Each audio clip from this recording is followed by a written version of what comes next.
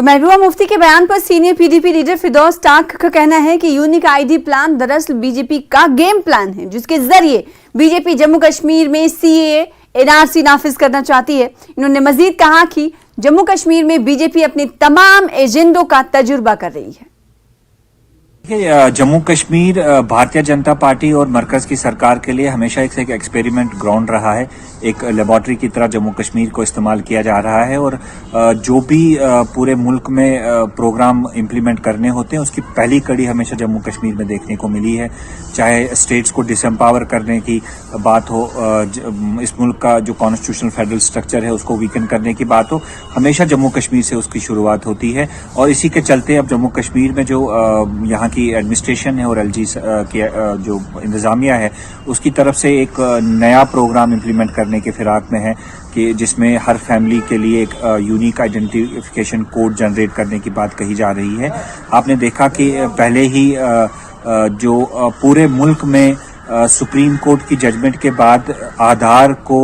Non mandatory बनाया गया voter registration के लिए, लेकिन हाल ही में जो एक्सरसाइज इलेक्शन कमीशन की तरफ से हुई, जम्मू कश्मीर एक वाहिद ऐसी स्टेट है जहां पे तकरीबन 80% आधार लिंक वोटर आइडेंटिफिकेशन बनाई गई, क्योंकि ग्राउंड में जो स्टाफ काम कर रहा था उसको ये कहा गया कि आपको मैंडेटरी जो है वो आधार रजिस्ट्रेशन करना है। फोन नंबर्स हर वोटर के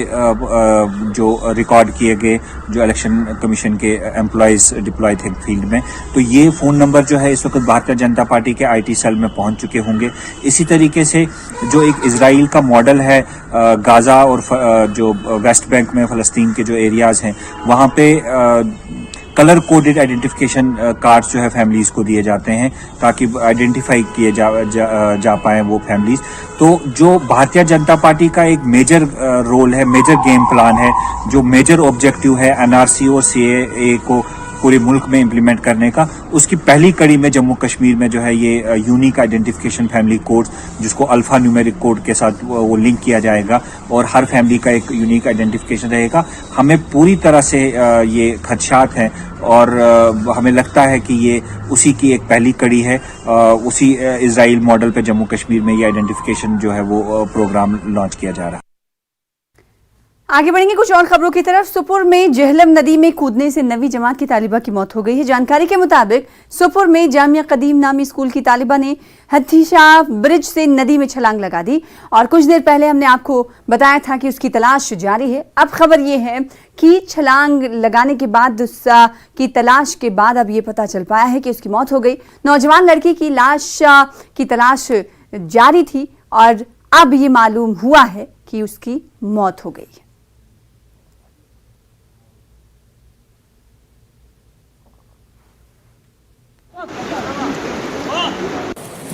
जी, जहाँ तक आज के इस वाक़े का ताल्लुक है, ये दूसरी मर्तबा आज हमें देखने को मिला। ये एक दिलदोज़ वाक़या है इस गर्ज से भी कि एक मासूम बच्ची जिसकी एज तकरीबन 15-16 साल के करीब है, और मैं समझता हूँ दिन ब दिन ये जो वाक़ात रोनुमा हो रहे हैं ये दिन ब दिन बढ़ते जा रहे हैं। तो इस चीज़ को मद्देनज़र रखते हुए माँ बाप पर ये जिम्मेदारी आयद होती है कि हमें अपने बच्चों के साथ जो व्यवहार है बिल्कुल नरम और बिल्कुल मोहब्बत से पेश आना चाहिए, क्योंकि ऐसे बच्चे जो मैं समझता हूँ जन्नत के फूल जैसे हैं, और ऐसे वाक़ात जो ये करने जा रहे हैं ये समझता हूँ मैं ये एक तरह की मैं समझता हूँ एक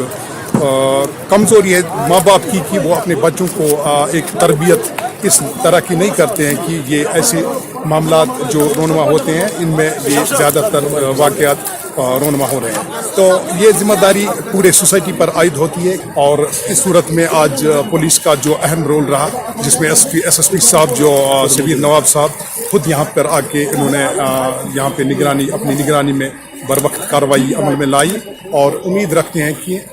इंशाअल्लाह इस बच्ची की लाश जल्द अज जल्द दरिया से निकालें।